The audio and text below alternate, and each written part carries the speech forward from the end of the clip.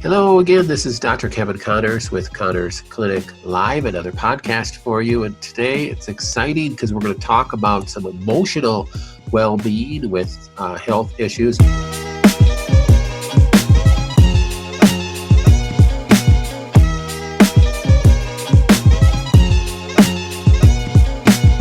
I have as our guest Cheryl Hanna. She is with Kinesionics Integrative Healthcare in Prince George, British Columbia, way up north of Minnesota, I think, right? Quite a bit. But probably not too much temperature difference. No, it's a beautiful day today. Is it? Yeah, we got a nice sunny day, but it's 2 degrees. So, okay. So Cheryl, tell me a little, let's start with introducing you to our audience. Tell us about you and how you got to be doing what you're doing right now. Well, I've always been interested in natural health care. I raised my children doing the whole foods cooking, nutritional approach to supporting the body's function and health. And I have 12 children, and when I got pregnant with baby number 11, I broke out in this horrific rash that went from my neck all the way down to my knees. And I could tell you within 5 minutes if I had eaten the wrong thing, because I was just starting to have reactions to everything. And so basically what happened was I had an incredible yeast bloom of candida. Sure. Progesterone feeds candida, and with that many babies under my belt, my body was just right. And unhappily, conventional medication didn't have much to offer that wasn't somewhat toxic to my baby as well. So that was kind of ruled out. And I happened to run across a fellow who uses something called muscle response monitoring, or applied kinesiology, or muscle testing. And within a couple of weeks, he had me straightened around using natural herbs and supplements. And I was hooked from that point and went, okay, how do I learn how to do this? And then things just kind of progressed from there. Oh, that's great. That was how many years ago? That was nearly 20 years ago that I goodness. started on this path, yeah. So what does your practice specialize in now? Well, we cover all sorts of things, but I've been working on everything from brain injury to tumors to learning disabilities. And one of the things that seems to be coming up a lot for me lately is working with people who have PTSD, depression, and emotional trauma that they haven't been able to overcome using conventional talk therapies and counseling and stuff. So when we specialize in cancer, as you know, but when we talk about causes of cancer, always emotional, there's an emotional piece to it, you could say. I don't think there's necessarily usually emotions as a major cause, but there's a piece to that.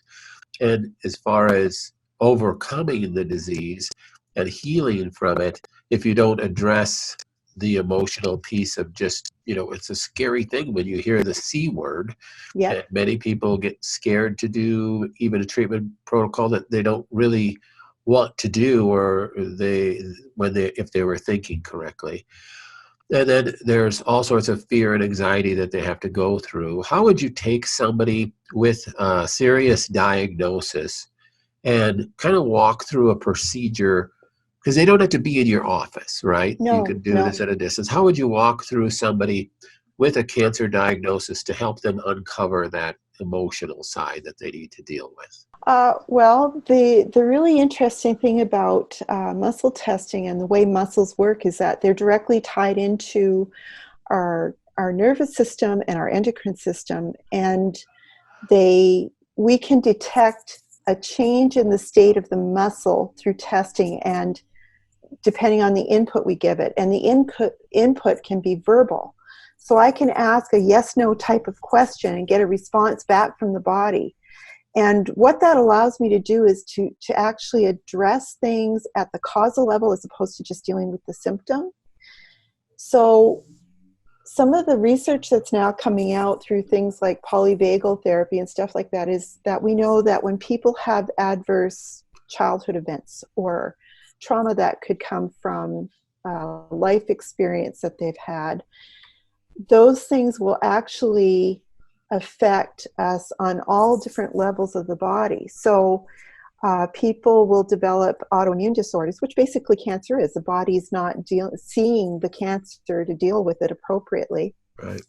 So we go in and we just ask the body, okay, in order to address this issue here, where do we need to start?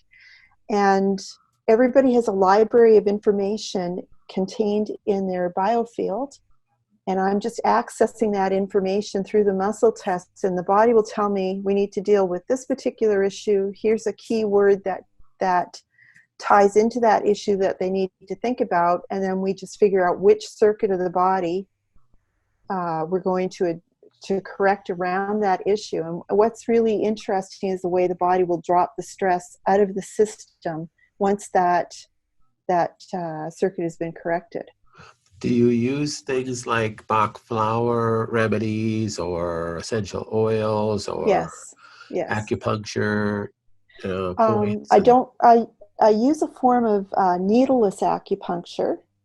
What we're actually doing is I have a set of tools here that are made from quartz crystal that have been programmed with scalar energy, and they contain all the frequencies for all the different meridians. So basically what we're doing is we're using the meridian almost like it was a circuit board that you would find in your home. So if your breaker blows out, the energy doesn't flow and you can't turn your lights on. What I'm doing is I'm just asking which circuit is blown out around this particular issue. And then in the face of that issue, we retune the meridian system. And once that circuit is completed, the energy that flows in the body that also carries data that tells the cells how to work properly, it gets restored. And then the body is able to start healing itself where it couldn't before. Well, then that's really the basis of traditional acupuncture, is that imbalance is the cause of disease. And it's really the practitioner's role is just to try to stimulate the body so that the innate intelligence of the body can rebalance that issue and bring back homeostasis. That's really what you're doing then with that. That's right, except I don't use needles for people who are scared of it. Yeah. Well, that could be an issue, and that could bring a fear right to itself, right? Yeah. What do you see the most common thing with seriously ill people as far as what emotions are the most common things that come up? They may have unresolved anger around things that they experienced that were done to them by other people. In marriages, like I've worked with a number of women who have come out of quite terribly abusive homes or marriages. And so dealing with the fear and the anxiety and the pain and trying to find their voice again, it's been really rewarding to help restore that to them so that they can move forward in their life and not stay trapped in it. So you deal with forgiveness and releasing some of that anger that somebody terribly treated them poorly, either through sexual abuse, emotional abuse, or rape, or Right. something like that. And ultimately, that person, you still have to forgive that person in order to release yourself. You hear that, when you forgive somebody, you're really letting yourself out of prison. Absolutely. And it's hard to come to that point for a lot of people when the pain is so deep. And how do you deal with people that think that they have forgiven somebody, but really there's still that emotional tension there? Well, the nice thing about this type of work is I don't have to poke or prod people to find out and dig around in their psyche or even get them to spill their guts to me. A lot of times what people will experience if they go for traditional counseling is they tell the story and they relive it and they reinforce the pattern of the trauma in the telling. Right. And then they come out, they don't feel much better than when they went in.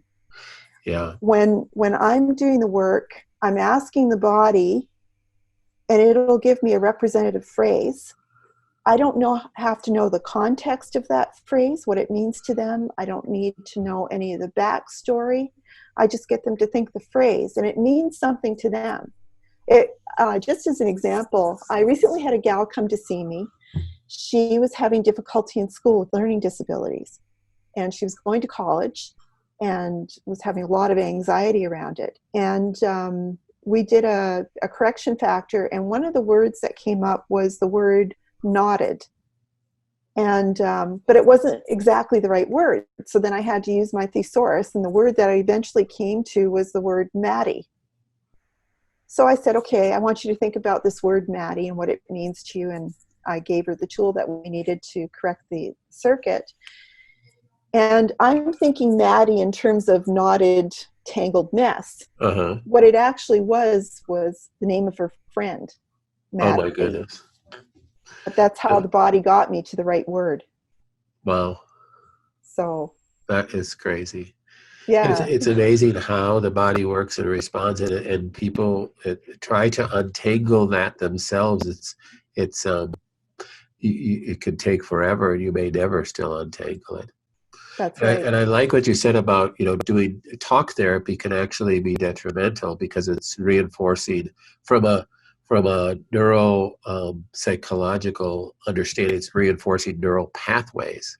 Yes. So when you're just building that neural pathway and reinforcing that neural pathway, you're strengthening that pathway, and you're making the problem worse. That's right. When you continue to talk about it, and just reinforce the issue and the emotion that's tied to that. Yes. And we know now that the way that you think, we have a saying in my line of work that your biography becomes your biology.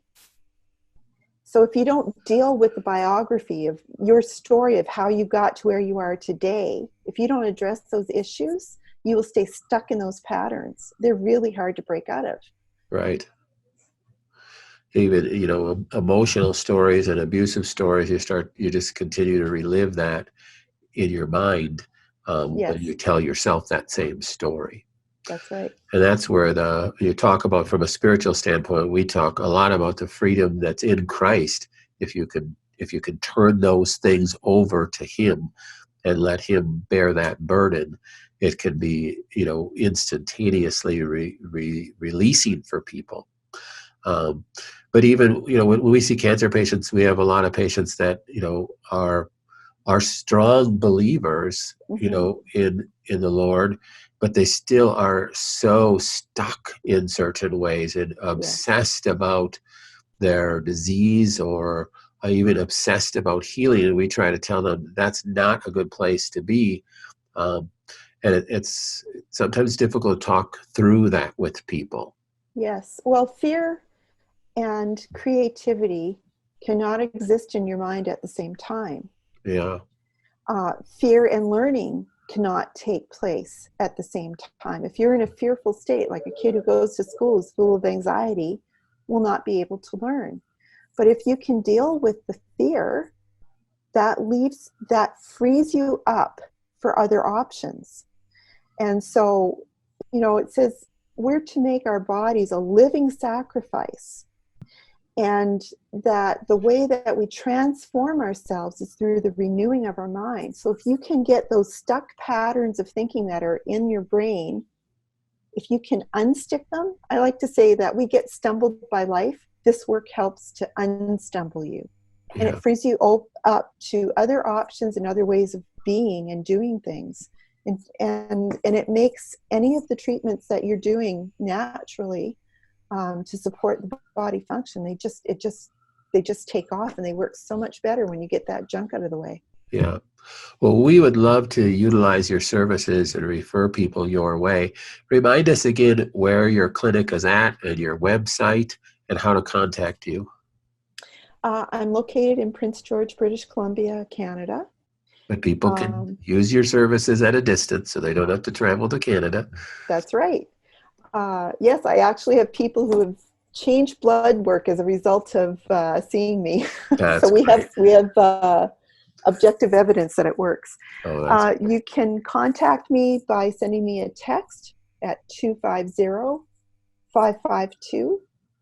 250-552-3495, or you can find me on my website at www.kinesionics.ca. So KINESIONICS.ca. Well, thank you so much, Cheryl. I'm gonna ask you politely if you would be a guest again, so we can continue to dig into this subject. I think it could be really helpful for a lot of people. I would be So delighted. that'd be Thank you. great. Thank you again, and we'll see you next time. Okay, bye for now. Bye bye.